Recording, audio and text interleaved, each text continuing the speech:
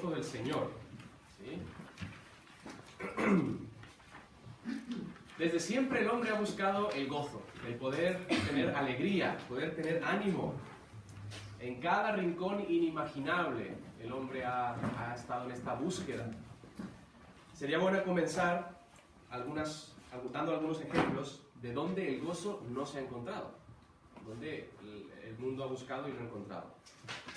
Y ahí hay varios puntos, ¿no? 4. Dice, no se encuentra en la incredulidad. No se encuentra en la incredulidad.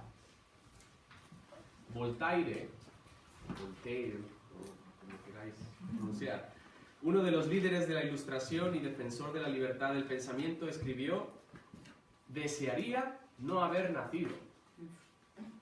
Imagínate, o sea, él, esto de el pensamiento y siendo un líder de la Ilustración y todo, pues al final él prefería no haber nacido. No se encuentra en el placer. No se encuentra en el placer. Lord Byron vivió una vida de placeres como ningún otro. Y él mismo escribió: el gusano, la gangrena y la pena son todos míos.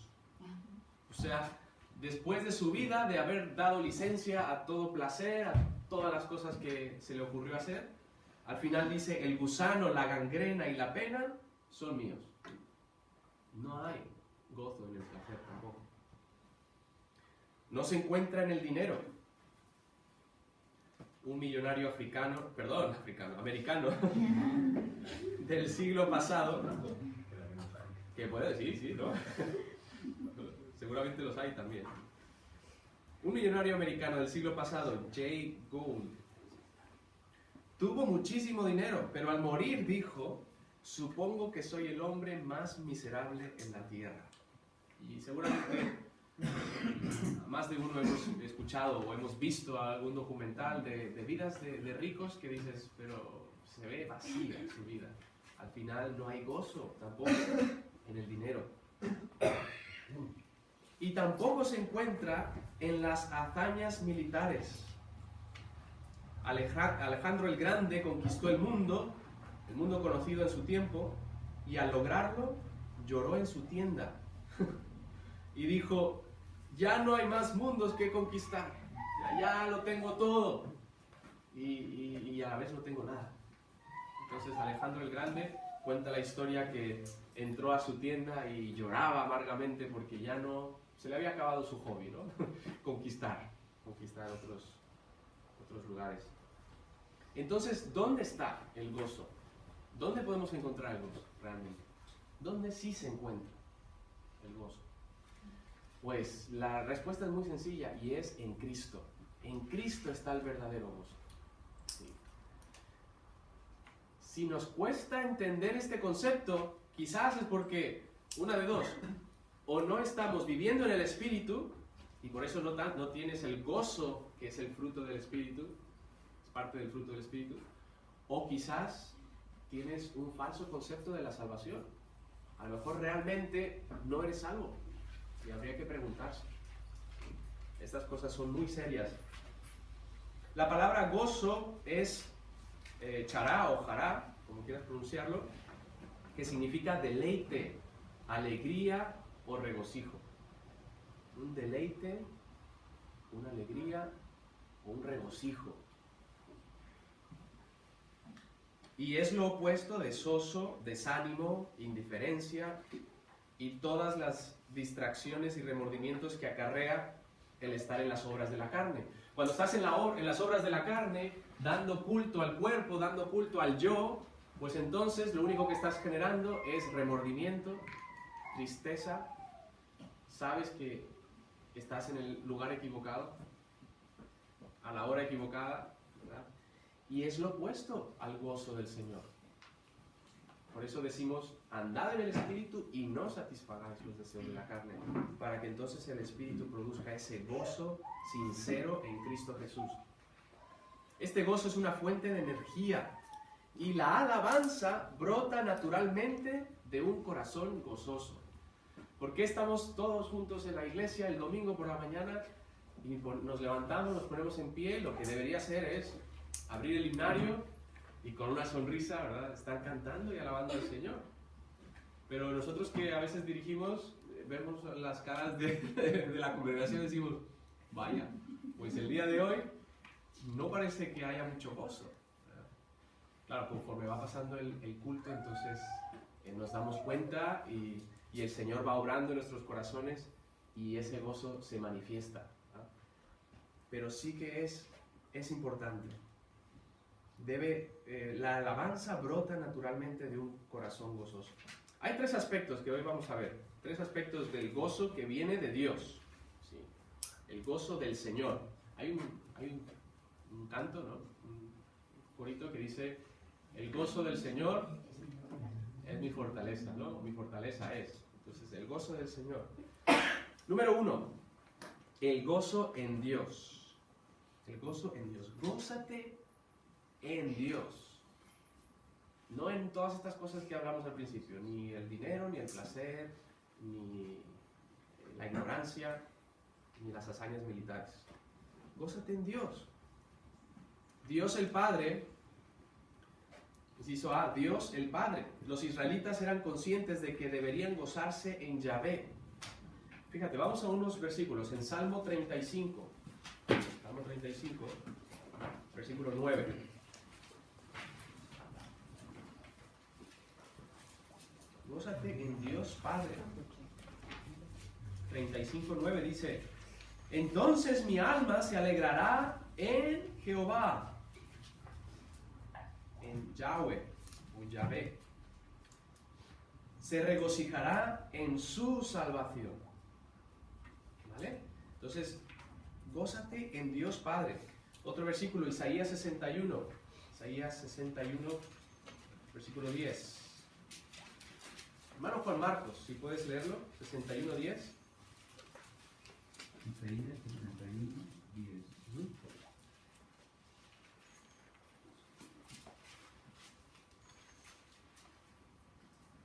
En gran manera me gozaré en Jehová. Mi alma se alegrará en mi Dios, porque me ha visto con vestiduras de salvación. Me rodeó de su manto de justicia. Como a novia me atavió, y como a novio adornada con sus joyas. Así es. Ahí nos dice: en gran manera me gozaré en Jehová. Y el pueblo de Israel entendía bien que debía gozarse en Jehová. Jehová también tenía en el calendario judío fechas señaladas donde debían gozarse en los pactos de Dios, en las promesas de Dios, en conmemoraciones de lo que Dios había hecho por el pueblo. Así que gocémonos en nuestro Dios Padre. También nuestro Padre, Dios, nos llena de este gozo para creer. En Romanos 15, vamos a Romanos 15.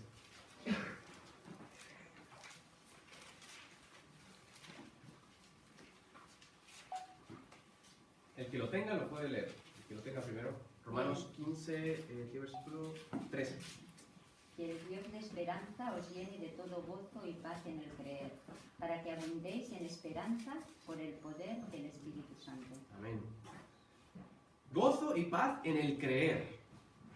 O sea, que tú creas la palabra de Dios, creas el mensaje de Dios, y con eso Dios te va a dar gozo por haber creído en lo que Él nos da.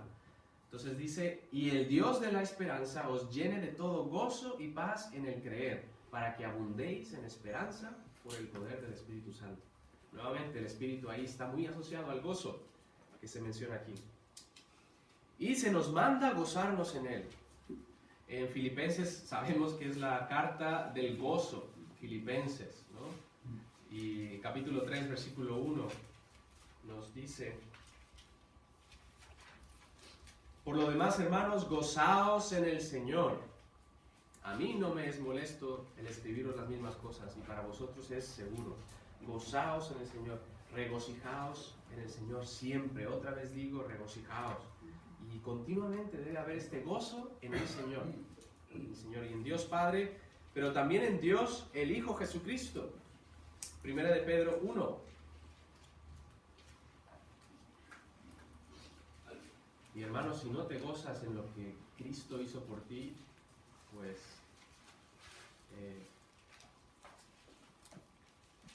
no sé qué más decirte, ¿verdad? Porque en realidad Cristo ha hecho tanto por nosotros. Dice 1 Pedro 1, 3 al 9.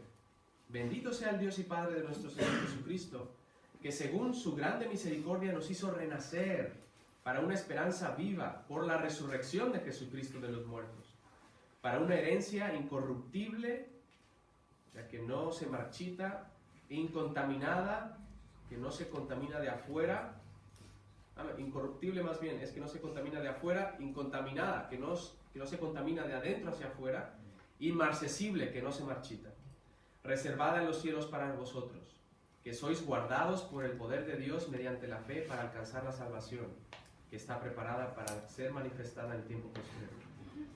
En lo cual vosotros os alegráis, aunque ahora, por un poco de tiempo, si es necesario, tengáis que ser afligidos en diversas pruebas. Y así continúa enfatizando la alegría que debemos de tener, aunque por ahora tengamos que sufrir, pero alegraos en lo que viene, gozaos en el Señor, porque Dios y Jesucristo ha comprado la salvación por nosotros. Y luego también en el Espíritu Santo, hemos dicho que el Espíritu Santo está muy asociado al gozo. Vamos a ver solo un pasaje aquí. Primera de Tesalonicenses. Primera a los Tesalonicenses. El que lo tenga, 1:6.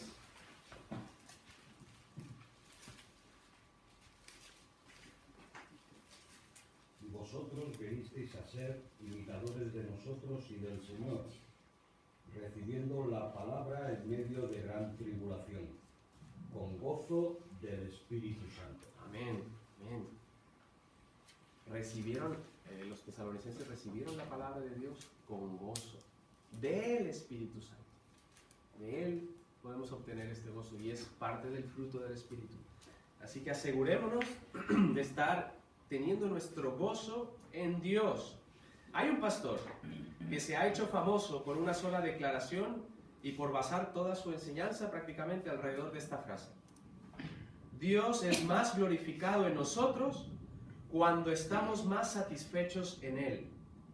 Y el pastor es John Piper. No sé si habéis escuchado de este escritor, pastor de Estados Unidos. Dios es más glorificado cuando estamos más satisfechos en Él.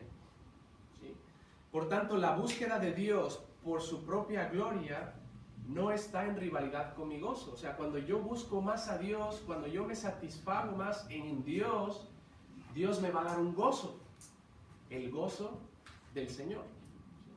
Entre más busco alabarle, pasar tiempo con Él, glorificarle, pues tendré como resultado el gozo del Señor. Y fijaos esta ilustración. Dice ahí, supongamos que yo voy a visitar a un hermano al hospital. Soy pastor, visito a un hermano que está enfermo. Se encuentra gravemente ahí enfermo. Oh, Pastor Alberto, qué bueno que vino a visitarme. ¿Cuánto me anima? Me dice él. Y digamos que yo alzo mi mano y le digo, nada de eso. Es mi deber como pastor. ¿Cómo se quedaría la otra persona? Es tu deber como pastor. O sea, vienes simplemente porque es un deber. Qué triste, ¿no? Dice aquí, ahora, ¿qué está mal aquí? Es una frase poco acertada, ¿no? En verdad, sí es mi deber. Es algo que los pastores hacen. Y el deber es algo bueno. Entonces, ¿por qué esta declaración daña en lugar de ayudar o animar? Daña porque no honra a la persona enferma. Porque estoy hablando de mí. Estoy diciendo, es mi deber venir a visitarte, ¿no? Y no está honrando a esa persona que estás visitando.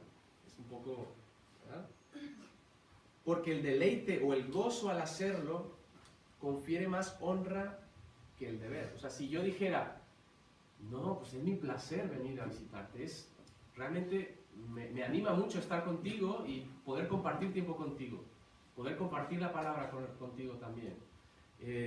Si tú dices que te gozas en esa actividad, entonces esa persona pues se siente satisfecho, se siente que estás honrándole, haciéndolo con una motivación de deleite o de gozo. Honra a los pacientes o a los hermanos. Ellos así lo sienten, ¿verdad? Pues entonces es igual, cuando nos gozamos en Dios, cuando tú estás gozando pasar tiempo con Dios, le estás dando honra a Dios. Le estás glorificando de esa manera, porque tú no estás pensando en ti, aunque en verdad recibes un gozo, recibes algo a cambio, y recibes fruto, y recibes bendiciones también, pero estás honrando a Dios, estás glorificando a Dios. Entonces, dice aquí, la respuesta pastoral correcta al saludo del paciente habría sido: es un placer para mí estar aquí, estoy contento de poder visitarte. Sin embargo, la razón por que estas declaraciones no son egoístas es que ambas confieren honor al paciente y no al pastor. Cuando alguien se deleita en ti, tú recibes honra. Cuando alguien te dice, me gusta pasar tiempo contigo, oye, pues me siento bien. Entonces, cuando tú pasas tiempo con Dios, cuando tú estás interesado en Dios, entonces Él es glorificado. Y aunque tú recibes bendiciones, no es egoísta de tu parte, porque estás pensando en Él, estás haciéndolo para Él, y estás a la vez recibiendo y creciendo espiritualmente. ¿Vale? Entonces, el gozo debe ser también en Dios, como decíamos desde el principio, y Él nos dará ese gozo. Cuando tú pasas tiempo con Él, cuando tú tienes tus devocionales, cuando tú te preocupas por conocer más al Dios de la Biblia, entonces tendrás mayor gozo, te incrementará el gozo. Número 2, viene ahí el gozo de la fe. Hay un gozo en nuestra fe cristiana también. Deberíamos los cristianos tener esta característica, aparte del amor, porque Dios también, Jesús dijo, en esto conocerán que sois mis discípulos, si tuvierais amor unos con otros. También el gozo. El gozo debería ser una identidad del cristiano. El gozo de nuestra fe cristiana. El gozo de la fe, el gozo de nuestra fe cristiana. Filipenses 1:25. Si alguien lo tiene, puede leerlo. Filipenses 1:25. Especialmente los jóvenes. A ver, algún joven que pueda leer. Filipenses 1:25. Bueno, podéis todos, ¿no? Pero alguien que quiera. ¿Sí? Y confiando en esto, sé que quedaré, que aún permanece con todos vosotros para vuestro provecho y gozo de la fe. Así es. Pablo está hablando a los filipenses y dice, yo sé que quedaré, que todavía el Señor me va a dejar tiempo aquí. ¿Para qué? Para vuestro provecho y vuestro gozo de la fe. Hay un gozo en la fe común que tenemos, en la fe en el Señor. En las Escrituras, en nuestra fe, como todo lo que creemos, nuestro cuerpo de creencias que están basadas en la palabra de Dios. Hay un gozo en la fe cristiana. Otro pasaje, primera de Juan 1 al 4. Primera de Juan 1 al 4.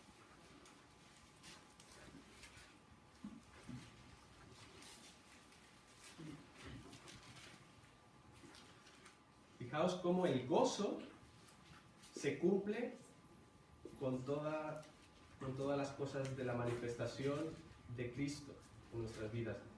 Lo que era desde el principio, lo que hemos oído, lo que hemos visto con nuestros ojos, lo que hemos contemplado y palparon nuestras manos, tocante al verbo de vida, tocante a Jesucristo. Porque la vida fue manifestada y la hemos visto, y testificamos y os anunciamos la vida eterna, la cual estaba con el Padre y se nos manifestó. Lo que hemos visto y oído, eso os anunciamos, para que también vosotros tengáis comunión con nosotros, y nuestra comunión verdaderamente es con el Padre y con su Hijo Jesucristo. Estas cosas os escribimos para que vuestro gozo sea cumplido. Todo esto es el Evangelio, Jesucristo viniendo, ellos vieron la manifestación del Hijo de Dios, palparon al Hijo de Dios también, su gloria se manifestó y entonces dice, créanlo para que vuestro gozo sea cumplido. Hay un gozo en las cosas que creemos también. Debería de darnos gozo las cosas que creemos en cuanto a la fe. Durante una conferencia cristiana se repartieron globos de helio a cada uno de los asistentes y se le indicó que los soltaran durante el culto cuando sintiesen gozo en sus corazones por estar ahí. ¿Vale? Era como decir, aleluya, gloria a Dios, ¿no? Pero con un globo de helio, soltarlo y bueno, cuando sintieran el gozo, lo iban a dejar. Durante todo el culto hubo varios globos ascendiendo, pero al final del culto aún había un tercio de globos en las manos de los hermanos. Muchas veces nosotros somos los que no deseamos sentir el gozo del cristianismo en nuestras vidas. Muchas veces, tristemente, algunas personas, algunos creyentes se preguntan, ¿por qué nací en un hogar cristiano? ¿Por qué no puedo tener las libertades que mis amigos tienen, que no van a la iglesia, etcétera, etcétera? Y entonces, tristemente, no aprecian el gozo de tener las cosas aquí, en las Escrituras, y las bendiciones, las promesas que Dios nos ha dado, que son abundantes, y los tesoros que tenemos aquí. Y muchos hermanos ahí no soltaban su globo. ¿Qué te impide a ti soltar tu globo y decir, tengo gozo en el Señor? Por lo que creo, por lo que descubro en su palabra, por lo que Él ha hecho por mí, el Padre, el Hijo, el Espíritu, tengo gozo y quiero compartirlo con otros. ¿Qué nos impide? Nos impide. Espero que no haya nada que nos impida esto. Inciso B ahí dice, el gozo que nos ayuda a soportar la prueba también. A lo mejor eso es lo que nos impide muchas veces, las pruebas. Y decimos, pero ¿cómo voy a sentir gozo cuando estoy pasando esta enfermedad? Cuando tengo problemas familiares, cuando no me va bien aquí en el trabajo, etc. ¿Cómo puedo tener gozo? Pues hay un gozo en la prueba que Dios te quiere dar. Fijaos, Santiago 1:2. Hermanos míos, tened por sumo gozo cuando os halléis en diversas pruebas. Tenlo por gozo.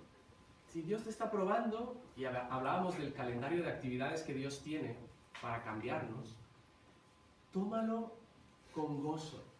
Esa actividad, esa prueba que Dios está enviando, tómala con gozo. Recíbela con sumo gozo cuando os halléis en diversas pruebas, sabiendo que la prueba produce paciencia, produce fe, produce paciencia.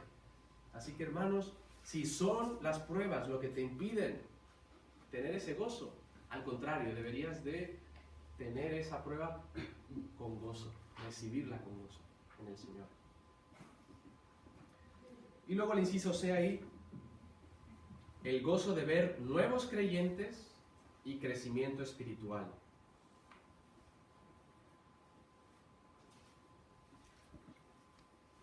¿Qué tal andamos en eso? Viene una familia nueva a la iglesia que acaba de recibir a Cristo. ¿Cómo lo recibimos? ¿Cómo lo recibimos? Tenemos gozo porque hay nuevas personas que están escuchando el Evangelio, que están convirtiéndose al Señor, que están viniendo a la fe de Cristo. O miramos así de lejos y, ay, pues a ver estos con qué intención vienen y a ver cómo se integran a la iglesia y a ver cómo va. A lo mejor vemos un joven, una señorita y quizás están llegando a la iglesia, están escuchando la palabra de Dios y vemos más con prejuicio. Es que mira, tiene tatuajes, es que mira, tiene cosas ahí en la cara, ¿no? Todo esto, piercings o lo que sea. Y estamos, en lugar de decir, gracias a Dios que está viniendo gente a la iglesia, gracias a Dios que hay gente que está recibiendo a Cristo.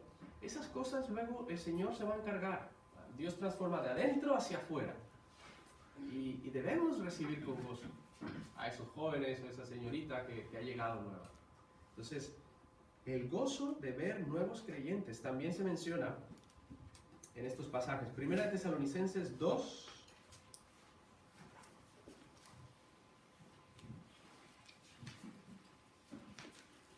...19 y 20. Una señorita, una chica, de leer. Primera de Tesalonicenses 2, 19 y 20.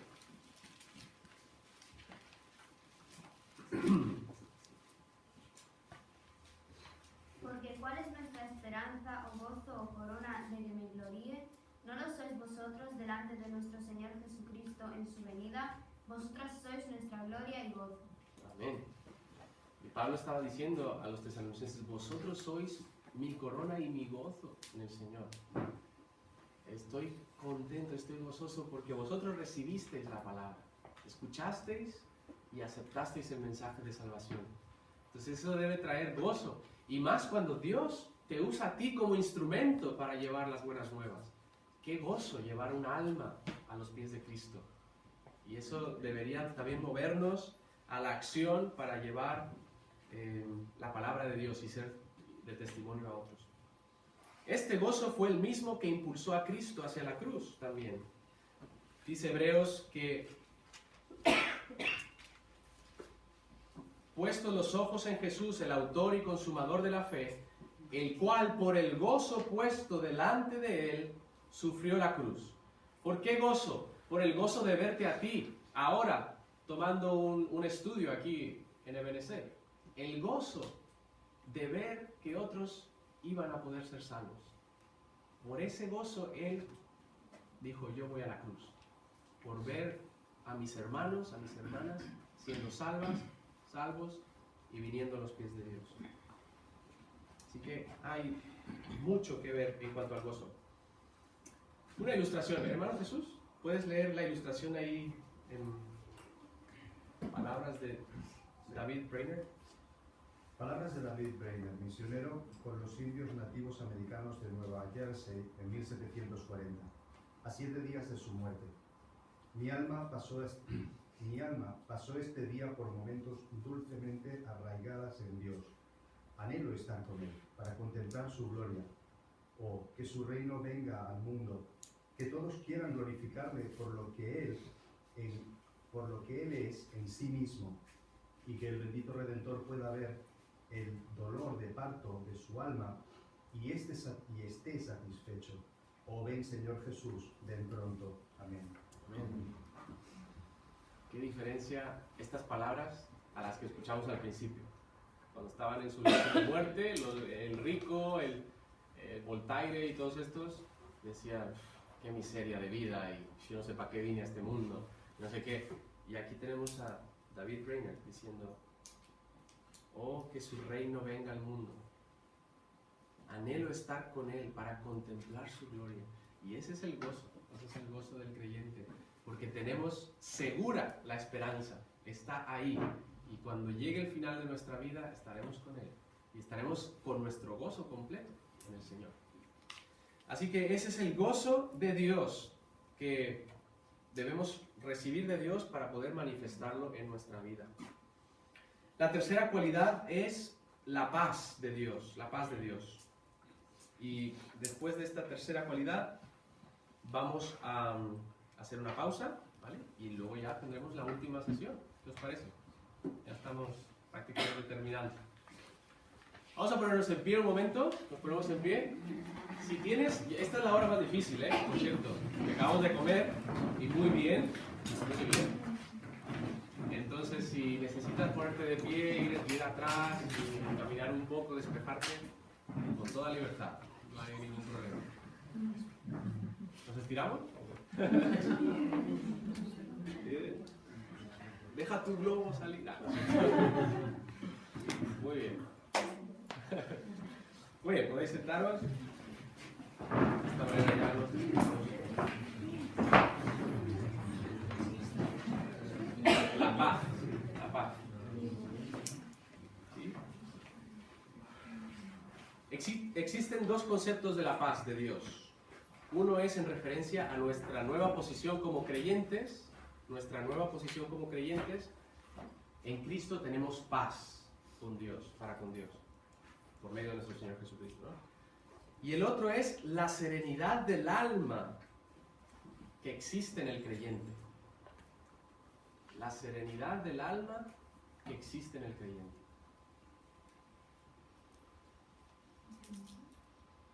Obviamente cuando estamos dependiendo de la voluntad de Dios. Entonces encuentras una paz. A veces estás en una decisión muy difícil y vas al Señor en oración, lees la Biblia y dices, mira, yo creo que voy a glorificar más a Dios si opto por esta decisión. Y luego dices, mira, y siento paz, ¿no? Normalmente mencionamos así los cristianos, mira, me da paz tomar esta decisión, glorifico a Dios y creo que está bien. Pues esa es la serenidad del alma. Número 1, la paz es el resultado de la nueva posición del creyente.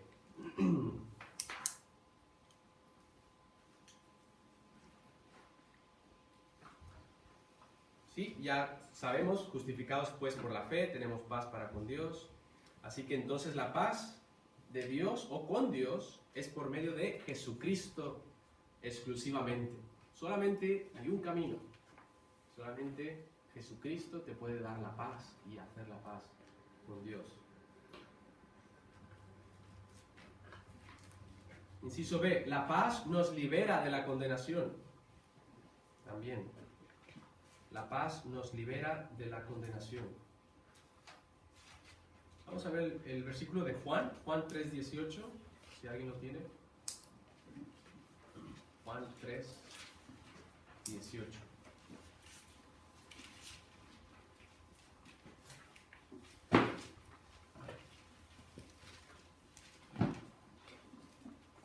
¿Alguien lo quiere ver? El que en él cree no es condenado, pero el que no cree ya ha sido condenado porque no ha creído en el nombre del unigénito Hijo de Dios. Así es, cuando tú crees, Dios hace la paz contigo. Cuando crees en Cristo como tu Salvador, solamente en Cristo, Dios hace la paz contigo. Y entonces ya estás en paz con Él por medio de Jesucristo. Pero mientras no creas, dice, el que no cree ya ha sido condenado. Ya ha sido condenado. Entonces la paz nos libera de la condenación. Pablo dice, la ira de Dios viene sobre los hijos de desobediencia, en las cuales vosotros también anduvisteis en otro tiempo cuando vivíais en ellas. Así que primero asegurémonos de tener la paz de Dios, que es a través de Jesucristo. Si no, no puedes tener paz en tu vida, ¿verdad? Paz verdadera. Ahora, una ilustración aquí. Usted se está muriendo, dijo el doctor. Al escuchar esto, la cristiana moribunda sonrió. Usted se muere. ¿Se ha confesado al cura para hacer la paz? No, doctor, no lo he hecho. Entonces le suplico que no la retarde más. Yo no puedo obrar mi paz con Dios. Además, ya es tarde. No, dijo el doctor, no es tarde.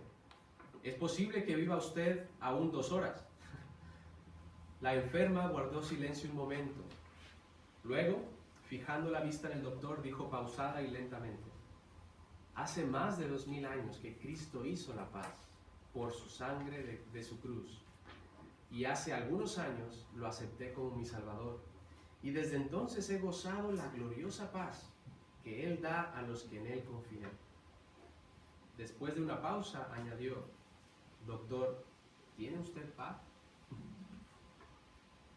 La paz se hace con Dios, se hace en el momento de la salvación. Y es ahí cuando ya tenemos esa paz de ser justificados por la justicia de Cristo. ¿Qué diferencia hay entre intentar hacer la paz con Dios y haberla hecho Él mismo por nosotros? Aquellos que están en religión, en las religiones falsas, pues están tratando de obrar la paz con Dios y se frustran al tener que cumplir ciertas cosas y luego no estar seguros si realmente eso ha funcionado o no. Pues ya llegaremos al cielo y ya nos dirá Dios si eso ha funcionado. Pues cuando tenemos la palabra de Dios que nos dice claramente que si tienes la fe en Cristo, tienes la paz para con Dios, por medio de Cristo. Así que aprovecho nuevamente para decirte, si no estás seguro de tener la paz con Dios, creyendo y confiando en Cristo como tu Salvador, debes hacerlo hoy mismo. No demores. Habla con alguien y asegúrate de tener esa paz con Dios. Porque entonces la del fruto del Espíritu es imposible tener si no has hecho la paz con Él. Muy bien, número 2. La paz es la serenidad del alma, que hemos dicho antes, ¿no? La serenidad del alma. Cristo enseñó este tipo de paz. Dijo, no se turbe vuestro corazón. Creéis en Dios, creed también en mí. En la casa de mi Padre muchas moradas hay. No se turbe vuestro corazón. Es decir, serenos, tranquilos. Si creen en Dios, creed en mí. Y ahí se encuentra la paz.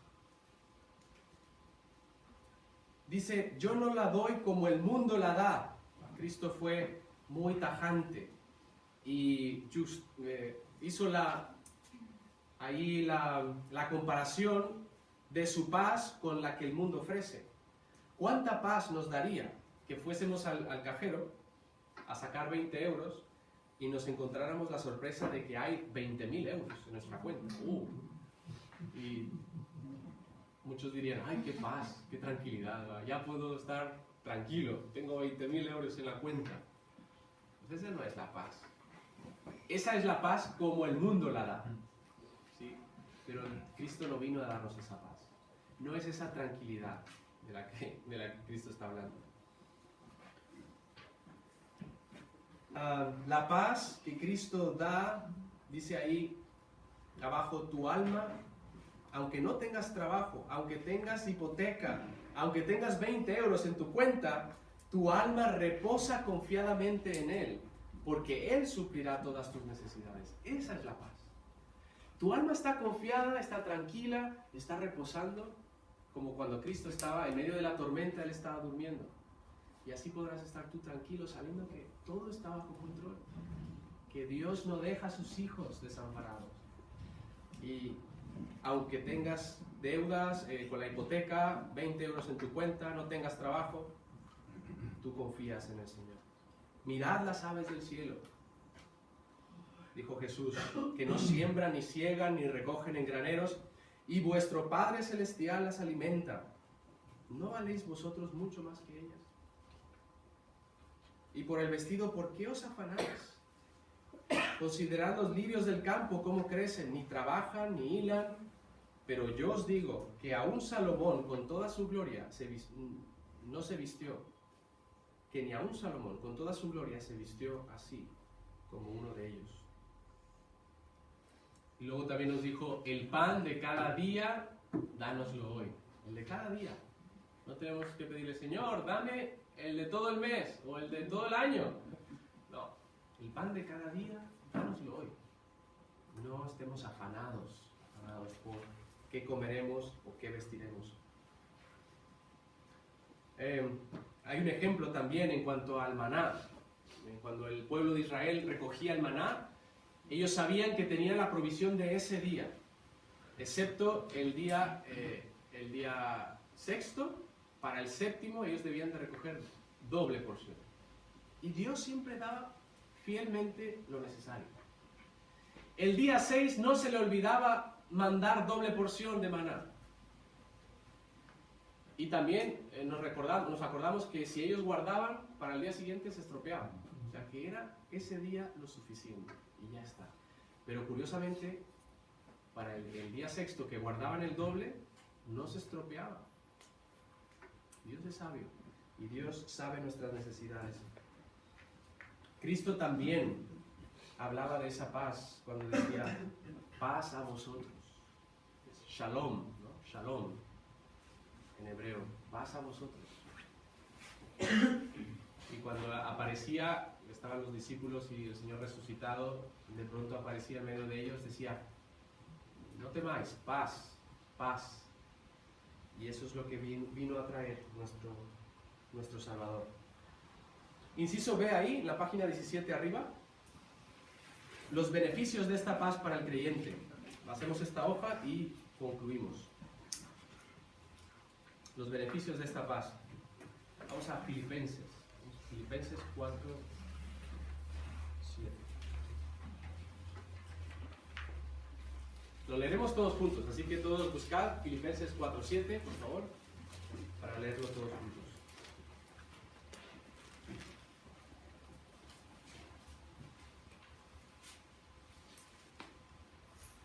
Muy bien, todos juntos dice: y la paz de Dios, que sobrepasa todo entendimiento, guardará vuestros corazones y vuestros pensamientos en Cristo Jesús. La serenidad del alma que Dios ofrece va a guardar tu corazón y todo aquello que esto involucra, ¿verdad? El querer casarte, el tener una familia, tu corazón, lo que desea tu corazón, Dios lo va a guardar en la paz, con su paz. Y vuestros pensamientos, dice, guardará vuestros corazones y vuestros pensamientos en Cristo Jesús. La paz de Dios. Y esa es la paz que Dios quiere darnos. Por medio del Espíritu Santo, tú puedes pedirle a Dios esa paz, pero también estar tranquilo, estar esperando en Él. El origen de esta paz es divino, es de nuestro Dios. También nos enseña que es especial porque sobrepasa todo entendimiento. El mundo no lo comprende, esta paz. Pero ¿cómo puedes estar así si no tienes trabajo? Pues mira, yo oro al Señor y Él sabe mis necesidades. Hombre, yo no entiendo cómo los cristianos parece que tienen leche en lugar de sangre, ¿verdad? Estar ahí todos como si nada. Bueno, es que creemos y confiamos en Dios. Él va delante de nosotros. En este sentido, la paz de Dios es irracional, contra toda lógica. Por eso dice: la paz os dejo, mi paz os doy, yo no os la doy como el mundo la da. No se turbe vuestro corazón, ni tenga miedo. Mi paz es distinta. Está fuera de toda lógica. Por eso guardará vuestros pensamientos. Y no se turbará tu corazón si estás en la paz de Dios. Ahora, notad conmigo que en Filipenses dice: porque a vosotros os es concedido a causa de Cristo, no solo que creáis en Él, sino también que padezcáis por Él, teniendo el mismo conflicto que habéis visto en mí, y ahora oís que hay en mí. Pues estos hermanos de Filipenses estaban en medio de tribulación, igual que Pablo. Pablo estaba en la cárcel cuando escribe Filipenses. Y entonces les está diciendo: vosotros os es concedido no solo que creáis en Él, sino que padezcáis por Él. Y en medio de ese padecimiento, los filipenses tenían paz, tenían tranquilidad. Pablo tenía paz. El mejor que dormía ahí en la cárcel, pues era Pablo seguramente. Tenía una paz, tranquilidad tremenda. ¿Cómo es que los filipenses, padeciendo persecución y conflicto, podían tener esta paz? ¿Cómo es que tú y yo, sin tener ni siquiera 20 euros en el banco, quizás, podemos tener paz? O estando sin trabajo. Esto está fuera de toda lógica. Y cuando los incrédulos ven que confiamos, que tenemos esa serenidad, para ellos es absurdo. Pero Dios tiene una paz que sobrepasa todo entendimiento. Créelo y búscalo en el Señor. Búscalo de todo corazón. Muy bien, seguimos un poco más rápido. Dice: Dios promete calmar. Dios promete calma o tranquilidad interior si nos basamos en la confianza inamovible de que Dios hace lo que es mejor para sus hijos. Dios hace lo que es mejor para sus hijos. Romanos 8:28: y sabemos que los que aman a Dios, todas las cosas les ayudan a bien. Y luego hemos leído: la paz de Dios que sobrepasa todo entendimiento guardará. Así que si Dios te tiene en una posición donde estás un poco turbado, que tu pensamiento sea: Dios quiere lo mejor para mí. ¿Sí? Porque todos los que aman a Dios, todas las cosas les ayudan a bien. ¿Sí? Entonces, por algo estás ahí. Pídele a Dios que te lo revele. ¿Por qué estás en esa situación? ¿Y cómo puedes mantener la paz, la tranquilidad del alma en medio de ello? Es un término militar que significa mantener bajo vigilancia constante. Eso de guardar. Tu entendimiento será guardado. Mantener bajo vigilancia constante. Como se guarda el castillo del rey o la Casa Blanca. O sea, a toda hora, a todo momento, hay alguien que está vigilando la Casa Blanca. No puede dejarse sin vigilancia, ni en la casa del rey. Pues eso, Dios dice que su paz guardará, mantendrá bajo vigilancia tus pensamientos y tu corazón. Para que no seas, no te turben las cosas, las noticias, etc. Aquí Pablo señala dos áreas del creyente que podremos mantener vigiladas: el corazón y los pensamientos. El corazón y los pensamientos.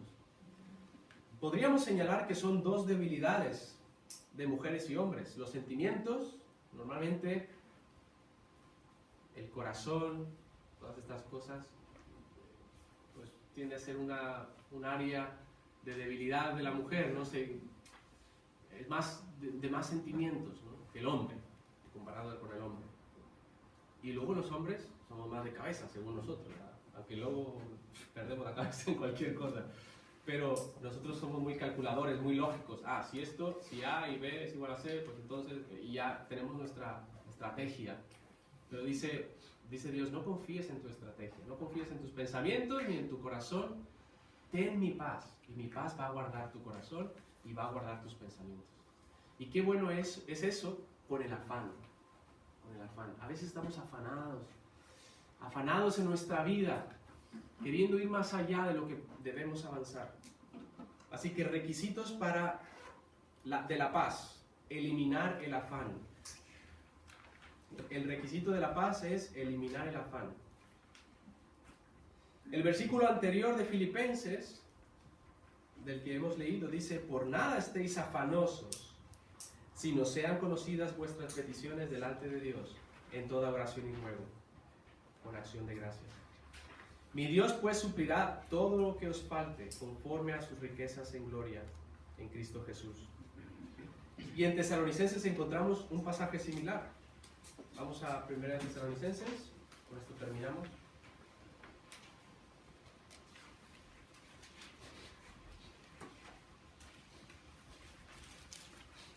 La primera carta a los Tesalonicenses, capítulo 5,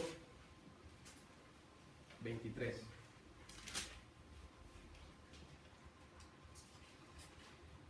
Dice el 23: y el mismo Dios de paz os santifique por completo, y todo vuestro ser, espíritu, alma y cuerpo sea guardado irreprensible para la venida de nuestro Señor Jesucristo.